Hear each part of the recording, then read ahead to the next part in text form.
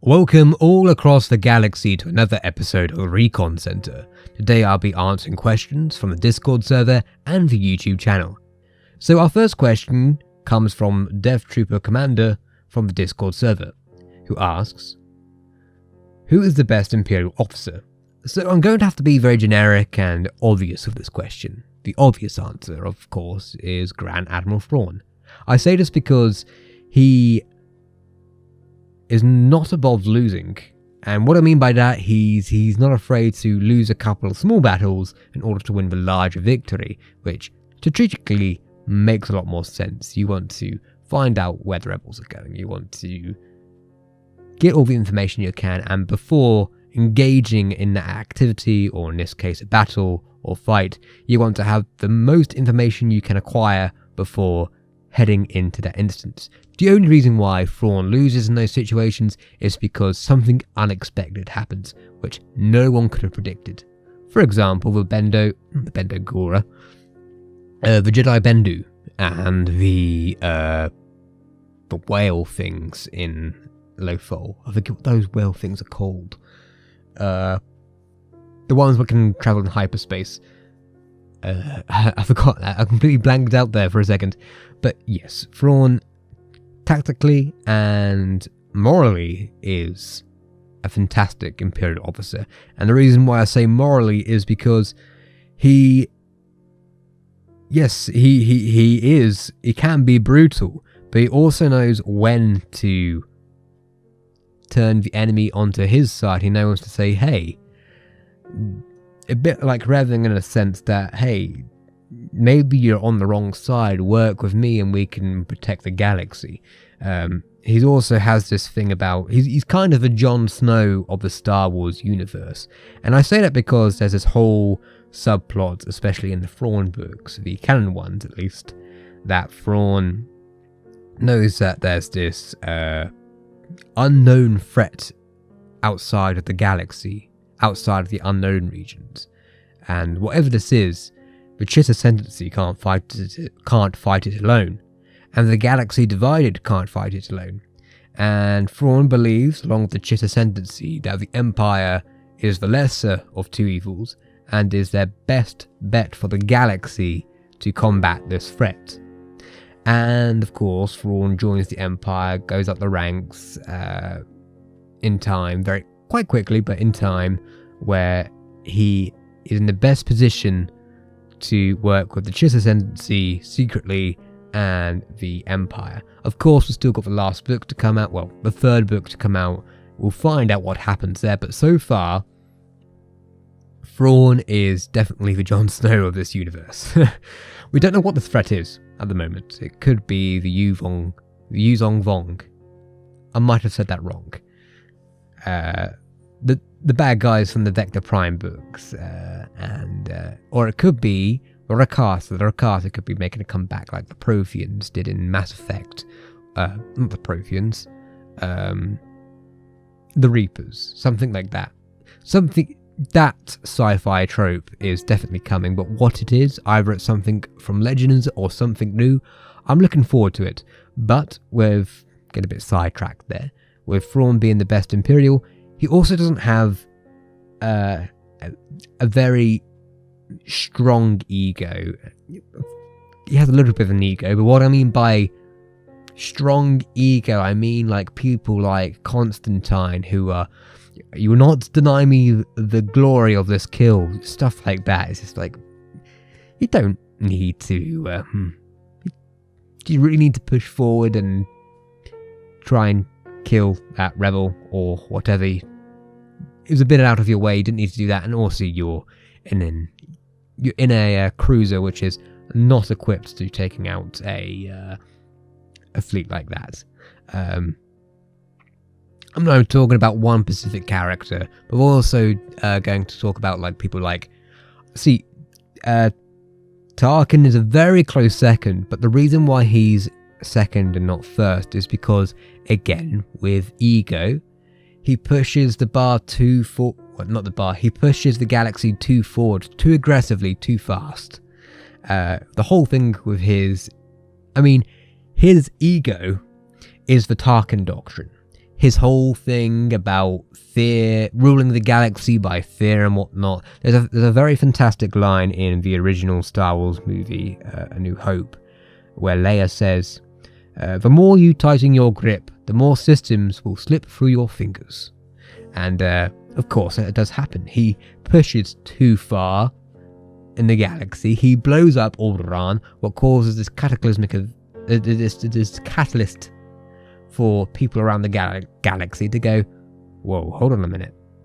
That's not cool. We're going to do something about that, because if we don't, then this could happen to us. But of course, you could also argue that, well, as Tarkin wanted to believe, that people will be in line after seeing the destruction of Alderaan, that will be subdued by fear. Of course, that's not the case, because the rebellion bite back quite angrily and blow up the first Death Star, which is the catalyst for the destruction of the Empire eventually. I know people will probably say the second one is, but I would say it started as soon as the first Death Star was destroyed. Because I think when that happened, the galaxy realized that the Empire is not invincible. It has weaknesses, it has oversights, much like the Death Star, of course. It's this big pompous thing, but it can be overthrown and the galaxy can be a better place for it. Jump forward 30 years and that's not the case, but we can say that of course, the destruction of the Tarkin doctrine still stretched forward. Sorry, I'm butchering my words here. This is not scripted at all, and I'm very, very dry, very thirsty. I'll have a drink in a moment. But the Tarkin doctrine still continues after his death with AT-ATs, which look pretty cool. You cannot deny that, but of course have some weaknesses with their legs and whatnot. And the Star Destroyers not having guns at the bottom. Stuff like that. Big oversights. The Galactic Empire has a lot of oversights due to Tarkin's doctrine. And of course, the second Death Star is made, which ultimately becomes the destruction of the Empire with the death of the Emperor, Darth Vader, all the resources being in one place again. It kind of backfired on the Empire, and it leads down to the this effect where Operation Cinder comes into effect, and the remnants of the Empire have to go away into the unknown regions. It's this idea of Tarkin. This is Tarkin's biggest flaw. And we see it as early as the Clone Wars. Well, not the series, but in the Tarkin book, which, if you haven't read it, go read it, because it's fantastic. My favourite Star Wars book. So, yes, I'd say it is, yeah. Thrawn is a close second. And there's this moment where there's this city, at least I believe it's a city, it might be a planet. Oh, it has to be a city. Something like that, or a continent. Regardless, half of it is populated by Republic loyalists and the other half is separatist insurgents. And Tarkin has a few choices, but ultimately he decides that he's going to destroy the city in order to have no separatist insurgents. So his idea, like, it was more efficient to wipe out the entire city and have no separatists and no Republic presence there and eliminate that threat instead of spending so much resources, so many months trying to root out and pluck the separatists out. Of course, this has a knock-on effect because some of the Republic loyalists survive, escape and whatnot, and create this insurgents team which is heavily involved in the Tarkin book and causes quite a pain for Tarkin later in his life. And of course, that's like the Genesis, and it's like the small version of Alderaan. It's like that thing. It's the idea that Tarkin is ruthless, and of course he believes fear is a more powerful weapon than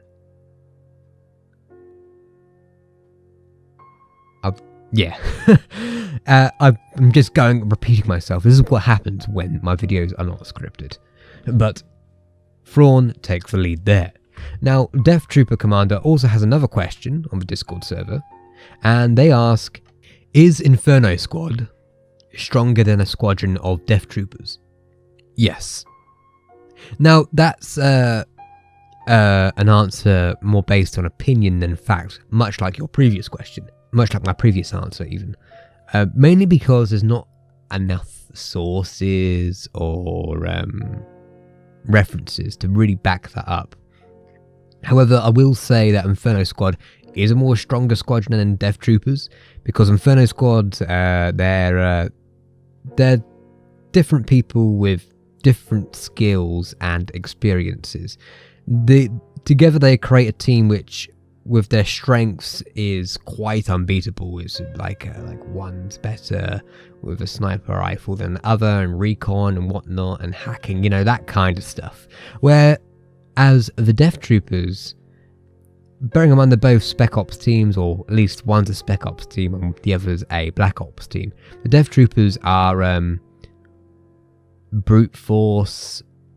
They're designed to be scary. They're based off the Tarkin doctrine once again, and as far as we know, they're kind of one-dimensional. There's no oh yes, this Death Trooper is better at hacking or slicing, while the other one is better at such and such. There's no proof of that. As far as we know, they're all cookie cutters of the same ideal, and the Death Troopers are normally guarding someone, or they're in a team of with Director Krennic or Darth Vader, people like that. Whereas Inferno Squad is more behind enemy lines, infiltrating into insurgencies and the rebellions, stuff like that. Whereas Death Troopers are we're gonna come in, handle this situation, and just destroy everything. So you could argue for either side, but I fundamentally believe that Inferno Squad, because of their different skills and whatnot, individually, they make a stronger team. However, separately, you could argue for and against. Moving on to questions on YouTube, Lawcore asks, what software do I use on my videos? Now, I have answered this question below, but I want to talk about it in more detail. So I use Audacity for audio, mostly for vocal and editing the vocals, and what I mean by that is cutting out words which like I am right now, like the ums and ahs. I don't do that a lot, but when I do, it needs to be cut out, of course. The video needs to be consistent. Sentences which look good on script but don't translate well audibly, so I cut those out. I also do a little bit of work on trying to get rid of background noises, getting rid of the noise on the microphone. I use a audio interface, I'm going to butcher the name, Foresight Scarlett. I don't want to pick it up in case it interferes. But there's a Scarlett, I'm trying to read it, 2i2, a Scarlett 2i2, because it has two audio ports. And I'm using a Shure SM, I want to say 68 microphone, which does pretty well than my old microphone, which was a Blue Yeti. I got more into audio quality. I got interested in audio quality quite a bit about a year ago, and the difference between the Yeti and this microphone is astounding. I can't, like my older videos, I like them, but the difference in quality of audio is astounding, and I much prefer my new setup. It was worth the money. It was quite not massively dear, but dear enough. The Foresight core, the Scarlet, the interface cost, I want to say, about £80, £90. I got it on offer. Very cheap. And the microphone was another £90. And of course all the other stuff with that were like with the wires and stuff added up. So around, it's on the cheaper end, but not cheap end. It's professional quality is at the end of the day. Because I also dabble in a bit of voice acting and other projects, which I don't think I can announce just yet. There is something coming out very soon in the year with another YouTube channel, but I can't announce that just yet. I suppose in the week it comes up, I'll do an announcement saying, hey, I'm in this, go check it out, it's pretty cool. But yeah, I dabbled on a bit of voice acting here and there, and that's why I bought the interface, because I wanted to do a bit of that. But going back to your question, Audacity, standard stuff. I also use Audacity to record audio from video games and movies. What I mean by that is there's an option where you can record the computer sound, and so, for example, when I'm playing Star Wars Battlefront 2, I'm trying to get certain sound effects like the seismic charge from the Slave One, and of course the famous hyperdrive attack scene from The Last Jedi. That's those two clips I used, and a bit of editing work I used to create the explosion of the Carth Howder in the Legends of the Galaxy Chapter 8, The Unknown Planet. I used it for that. I also used it for ambience noise when recording ambient noises in KOTOR 1 and 2 and The Old Republic. So I found out that Audacity does a lot more than just recording your voice, as it seems. Also, it's good to edit audio. I don't mean just vocally, I also mean some music, but I mainly used other products such as Adobe Photoshop Elements and Adobe Premiere Elements. They're light versions of their respective programs. They're decent for what I need it for my normal videos, but I do often have to find workarounds to get over some obstacles. I should explain what Elements is. So like I said, they're lighter versions of their respective products, like Premiere Pro and Photoshop Pro, I think it's called, I'm not quite sure. So they have a lot of the tools and the processing from their programs, but there's some things taken away back. I totally recommend those two products if you're on a budget. And I also recommend getting older versions. I have the 2015 version for both of them, and what I've seen for the 2019 version, there's not a lot of differences. Maybe better processing power, I don't know, but that's more to do with your actual computer and whatnot. I know it has like a better preview screen, but that's about it. There's like the tools are still the same and whatnot, so if you're on a budget, I totally recommend finding the older Photoshop Elements and Premiere Elements. I recommend the one I'm using, which is a 2015 one, which is just Premiere Elements 15. And that's a cost range. When I bought it, it was brand new, and that was 2000. Wait, is it 15? 1 second. I'm not. Is it 15? Yes, it is the 15th version, or at least the one what it's called. And I believe when I bought them both, I got them as a package, and it was about £60 altogether. I also got it on a sale, so I was very lucky to get that as cheap as I did, and it's worth it because you're using decent tools. Of course, you can't do... Oh, sorry, my stomach's rumbling. I don't know if you heard that. Hopefully not. But, of course, you can't do anything too fancy like you can in After Effects and stuff like that. But, for what I need them for my normal videos, they work fantastic. However, I would like to upgrade at some point and use features from Premiere Pro and After Effects, but I can't justify the cost of Creative Cloud just yet for this channel, or for buying them outright, because I would like to do some animation work with the After Effects program, but it's only one or two things, and the way the animation I've got stuff for the channel at the moment works okay as it does. Moving on to another question on YouTube, Thrawn asks, Here's an important question for you. Where the bloody hell have you been, Mr. Prowse? Your empire needs you. They also need me, but I'm pretty tied down, you could say. See, I know that's a jokey question, and I like the reference to Star Wars Rebels. Good. But there is a genuine question in there, so I did want to answer it, and that is where I have been. Where's the channel gone the last couple of months?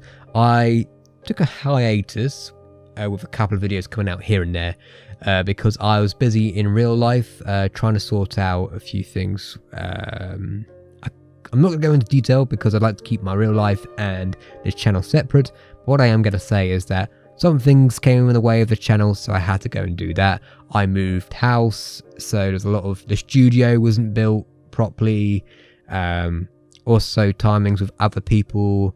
It just wasn't gelling right with this and my surroundings and other people and myself. I've also been very busy sorting out pre-production for a documentary I'm making for actual history. This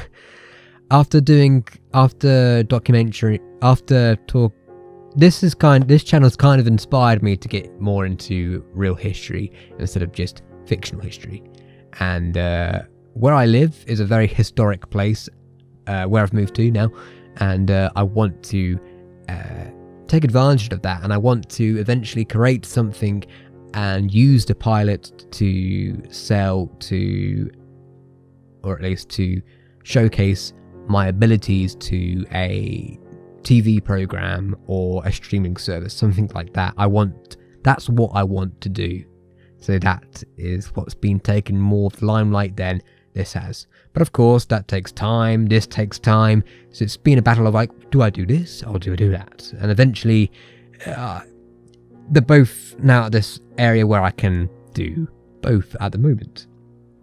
Of course, with doing a pre-production for something which I want to be on a streaming service or TV takes a lot of time, a lot of preparation and organising. So it's something that won't be out for a very long time, and it won't be posted on this channel. It'll be posted onto something else. I probably will showcase it on YouTube at one point or a different channel, but when it comes out, I'll let you all know, and I shall post the link to that, and hopefully it is decent when it comes out. But the biggest reason why it's taken a while to get this channel back in the flow of things is because I wanted to get Legends of the Galaxy finished, and I wrote the script for the last 2 episodes in December, I believe, maybe a bit before that. Bearing in mind, I want to explain that there's a difference between writing the script for an episode and having the plot points and the bullet points wrote down. So the original idea for Legend of the Galaxies came around this time last year, and I didn't start making bullet points or story points about, for Legends of the Galaxy about June time. That nearly is a year. Crikey. Oh my goodness. So bullet points and whatnot have been written down for this, and eventually I started writing scripts for it, and I went back and delved into more of the bullet points and plot lines for like Dawn Teller, Zerka, the Starforge, Manan, stuff like that, and having overarching plot points which go back and forth and whatnot, and cross and weave any more synonyms for connections. But also I've have some stuff leading up to a possible season 2. There's still a few things which is loose ends which are not tied up, which I do want to go into.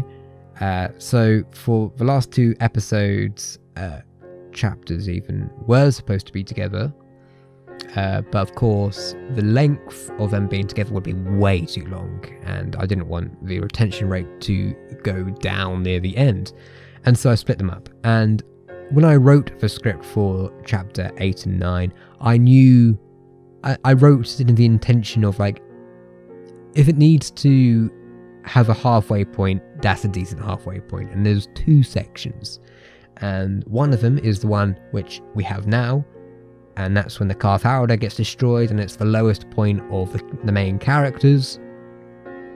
But the second point was the realization that of what the Starforge is, and the whole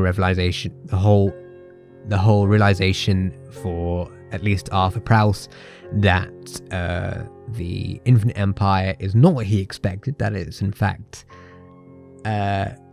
corrupt, evil, horrible, gross isn't the right word to use there, but you know, it's not what his ideal image of it was, and that's kind of what I wanted to have from the start. That was always been the intention. And so I decided what was the better ending, and I decided the Carth Howder one was the better one. Just gonna have a drink quick. The original ending for chapter 9 had an epilogue at the end. So as chapter 9 is released as it is now, it ends with the 2 protagonists going into hyperspace, going into hyperspace. You never see them going into the known galaxy. But the epilogue continues on that story just a little bit, just to tie loose ends, and that was going to Coruscant, talking to the ruling council and explaining why Arthur Prowse has done what he has done. And I rewrote that ending quite a few times. There's an ending where it's like, oh yeah, just put that under the rug, it's fine. We need another. We want you to do more stuff. It's fine. We're not going to bother that we spent so much resources and time for you to do this. It's not important. We've got other problems. And then that felt to me, at least that version of that script, a bit too convenient. There's another script where it goes wrong, and Arthur Prowse becomes like a rogue Imperial in a sense, but not quite, or he has to stay. He's like not house arrest, but the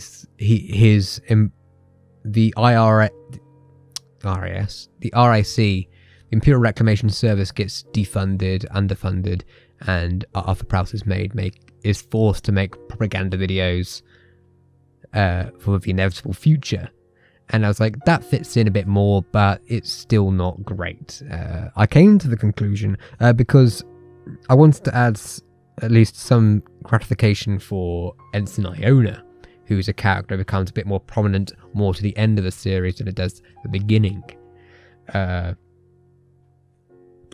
Ensign Iona gets a promotion and whatnot and becomes Arthur Prowse's right hand and whatnot, but I didn't want the last 10 minutes of the episode just being like, they all returned home and they all lived happily ever after. It's a bit too cliche, and so I decided that I was going to end it at the hyperspace point, because if I want to do a second series, which I have done bullet points for already and have quite a few ideas, I can do that. And if I decide not to do those things, then Legends of the Galaxy has at least a decent ending, where it's like, oh yeah, you can assume that they just went back and everything was fine. But But with the bullet points I've got for season 2, some interesting things which will happen, which I'll explain in a bit later. But yeah, it took a long time to make those last 2 episodes. Well, the last episode took a long time because it's a half an hour long. Actually, recording that, I did it all in one go, and it was 2 hours long. I know it was only 2 hours long because I recorded both episode 8 and 9 at the same time. But actually editing it down, getting rid of the back noise, editing the vocals, then adding sound effects and music to that takes a decent time to process and to actually fit in nicely, and to have the right tone and atmosphere with the background noises and whatnot. And then before adding pictures into it, the slides in, I call this term framing. I call this term framing. And the framing part is me editing the frames. And that is, here's a good example. In chapter 8, at the very beginning, when we go to the Ring of Catherine, where we go to, of course, there's hardly any pictures of that location. At least pictures what I needed. So the background is a few different angles from, not Paragus, the Tilo station in Knights of the Republic 2, just grayscaled.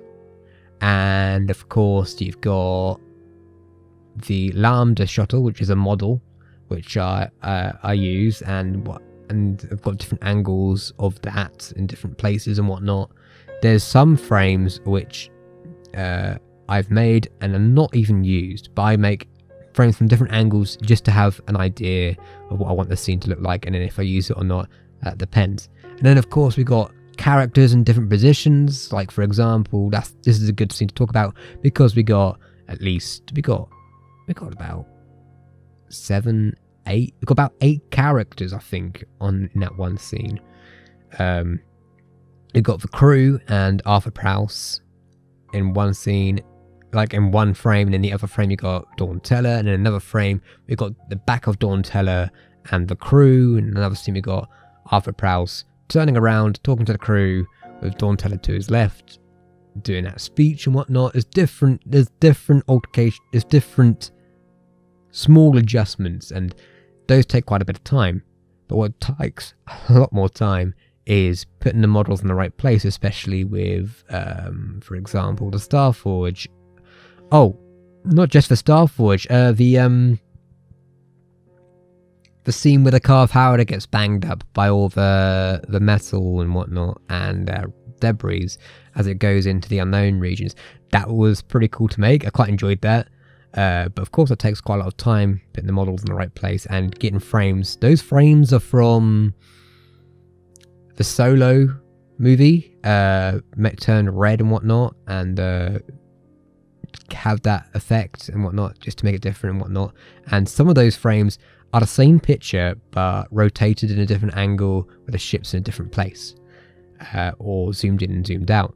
And there's a lot of that stuff goes on, so it takes a long process, and there's a lot of that more further into the series because locations just did not have images for them. And with the last episode, there was a lot more of that in that episode than there were in any other episode. Also, it's just really long. There's also a little bit of like, I did not want to make it because it was this idea of like, oh, this is going to take so long to edit, it's going to be so tedious, and it was getting over that fact, and eventually I got over it and I did it, and when I got it done, it took a while to do. It was just a long process, and with everything else, I'm repeating myself here now, but yeah, it's just a long process to do. And the reason why it came out now and not like 2 or 3 weeks ago is because I also wanted videos to back it up. I wanted some normal videos to go alongside it, and so I actually have a backlog of videos to come out, which I think quite a few people will really like. I got some which are interconnected, a bit like how I did the Invasion of Naboo series, the prelude to the Clone Wars kind of stuff, and the Battle of Lothal and the Battle of what's it called? Scarif, stuff like that. Like those singular episodes which work fine on themselves, but they also lead on to other subject matters. So we've got some cool stuff happening there, which leads on to even more bigger things, which I'm excited to. I'm not going to announce it here because I've actually got a small trailer coming out in a couple of weeks to show that. So that'll be fun. I want the anticipation for it to come out, and I don't want to say it just by saying it here. I want the trailer to be like, oh yes, we've got this now. But yes, the next week's video is, or this week's video in fact, is the Imperial TIE Defender, which I know has been asked by a couple of people, so I got that one done. And I quite enjoyed making that one. I quite enjoy making the normal videos again now. After a long time, after making these big long form videos, I'm very happy making shorter ones. Even if they're 6 minutes, it's still a lot more easier, quicker, and more manageable to work on than a 30-minute episode. Or originally 40-minute. You know, the entirety of Legend of the Galaxy is 2 hours long, which technically makes it a movie, but I'm not going to say that because that's very egotistical and tooting of the horn. But I'm quite impressed. I'm very happy of how Legend of the Galaxy has turned out. But that's what I've been up to, Thrawn. Now we have another YouTube question from Bo Martinez, who asks, will I make another story like Legends of the Galaxy again? And the question to that, as I've mentioned or vaguely mentioned before, is so the answer to that is yes. There will definitely be a season 2, just not for the next couple of months or handful of months. I want season 2 to be bigger and better than the first one. I have some ludicrous ideas, production wise and story wise.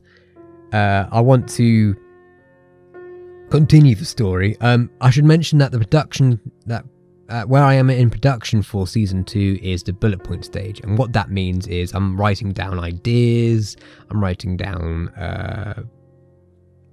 different arcs, plot points and whatnot. It's not down in script like I would as if I was to read it out loud like an actual episode. So what that means is I have different plot ideas. For example, well, I can't give you an example because I kind of wanted to be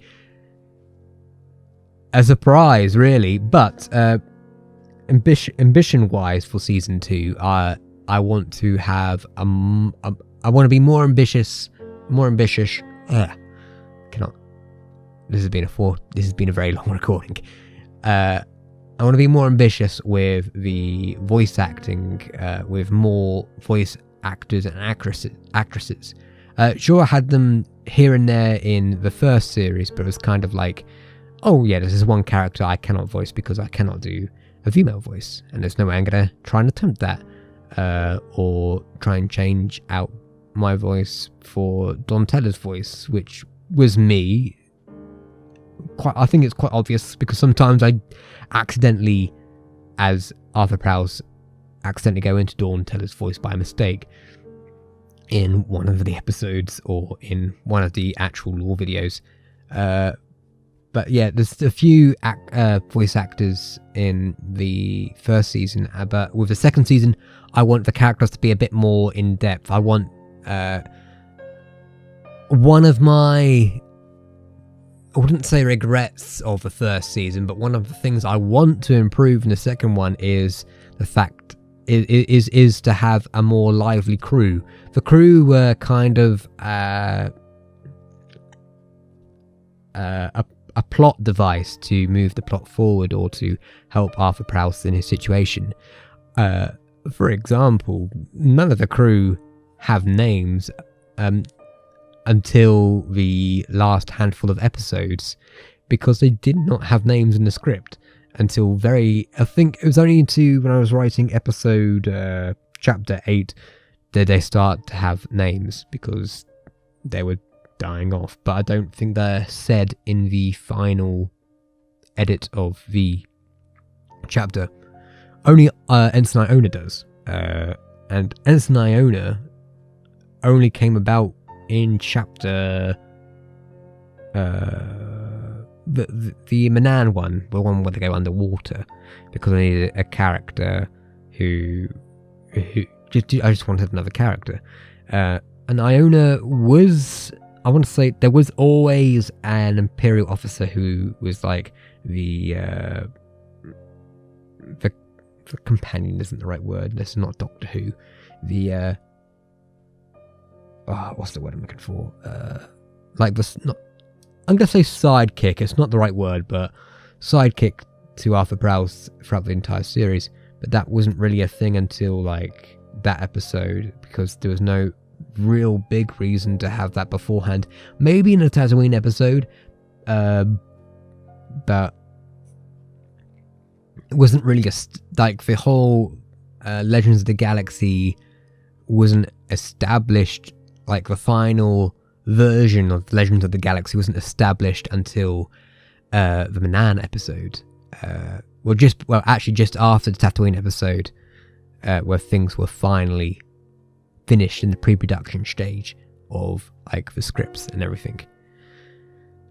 So I want to delve into there'll be new characters, new crew characters. A few of them have history with Arthur Prowse or Iona, or with crew or people from the previous crew and whatnot. And it's going to be a bit diverse. And what I mean by that, I want to do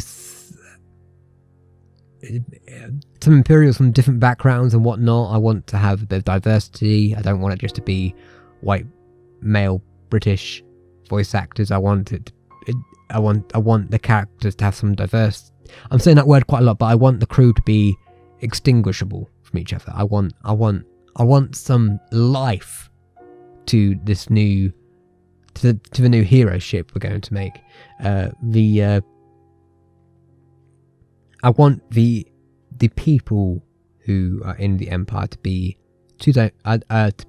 three-dimensional and not just a cardboard cutout of an Imperial. Also, some new bad guys too. Some of whom I think are going to be really interesting. I want to talk about it, but I can't because I want to save some stuff. There's some interesting ideas I got floating around with. So yeah, I completely lost myself there. So yeah, I want to be more ambitious with voice actors. The reason why I haven't did that in Series 1 because I have a tendency of being I don't know the right word to use here. When it comes to stuff I create, I want to create. I want to be able to release it when I want to release it. I want to be able to edit it when I want to edit it. And when it comes to having voice actors involved in your production, you're kind of almost at the mercy of them. They need to be up to date. They need to be punctual. They need to be on time with things. It's not just on you, it's also on them. Luckily, with voice actors I had for the first season were very punctual and delivered their lines perfectly well and delivered them on time. I had no problem, but especially with characters, especially with Dawn Teller, he was a very big character and has a lot of lines, and I didn't want the production to be slowed down more than it did due to a voice actor being unresponsive and not delivering the lines. I mean, it'd be awful if the voice of a certain character changed halfway through. It'd be a bit jarring. That wouldn't be totally great. So with the second season, all of the episodes are going to be edited at once, and what I mean by that, it won't be released sporadically as the first season did, where we had a couple of episodes in September, and then we had the last one in May, which is ridiculous when you think about it. They'll all be released in about the same handful of, in the same period. So that is a very big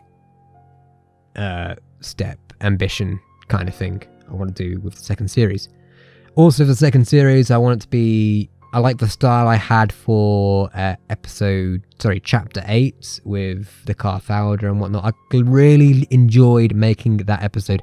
That is my favorite. I have two favorite episodes, and that is chapter 8. I like the way how the camera moves. I like the way how people interact in that episode. I also like the intensity of the music. I like how all just works in an episode. And the prototype to that episode was the what's it called? Into the Depths, the Manan episode with the underwater. Those are my two favorite episodes because there's more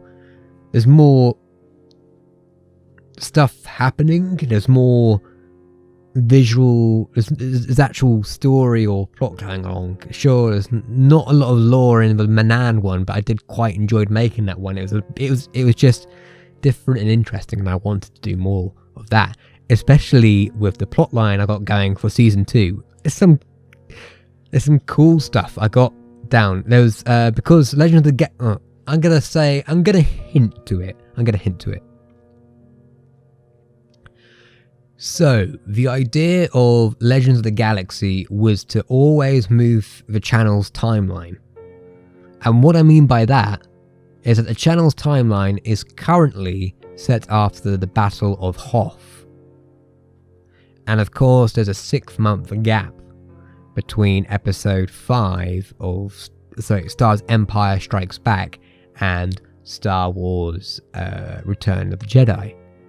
And of course, the whole idea of the Legends of the Galaxy series was to move that timeline forward. So ever so often in these series we get ever so closer to that event. And there are some ideas I had before even making Legends of the Galaxy of what would the Empire be like during this time when the Emperor is dead. Of course, some books have done that already. Battlefront's done a little bit of that. Here and there, it's okay, but not great. So I kind of want to delve into that, and there's some, because of the way how some plot lines from season 1 didn't finish, or have the loose ends have been tied, but there's one or two which haven't, because Zerka, even though they lost Dawn Teller, they still want to find the Rakata, the Infinite Empire, and that Starforge. They may not have gotten the information from Dawn Teller, but Arthur Prowse is coming back to the known galaxy in a Zerka Gazonti. They're going to have a few questions when he comes back. Sure, Arthur Prowse is protected by the Empire, but we're so far in the Outer Rim that might not be the case. There's going to be a bit of aftermath. By the way, the series will be called Aftermath. That's a working title for season 2. It's not the final title, but it's like the aftermath of what happened in season 1, and that does involve stuff like the aftermath of Arthur Prowse's idealisms, or after his visions of the Starforge and whatnot. Also the aftermath of some locations we've been to, with, for example, Manan, Dantooine and Kashyyyk. There's some stuff there. Also we're dealing with the aftermath of Arthur Prowse's decision, like what's going to happen when he goes to Coruscant. The epilogue becomes a full-on chapter with some difference, with quite a big difference actually. I've got some stuff, I got some pretty cool ideas, but I'm not going to talk about them here because I want to save them for the actual episode when it gets released eventually. So yeah, we got some there's some definitely cool stuff down the pipeline for more stories like Legends of the Galaxy. So I hope I've answered all your questions there. And as always, thank you for watching, and may the Emperor's blessings bestow upon you.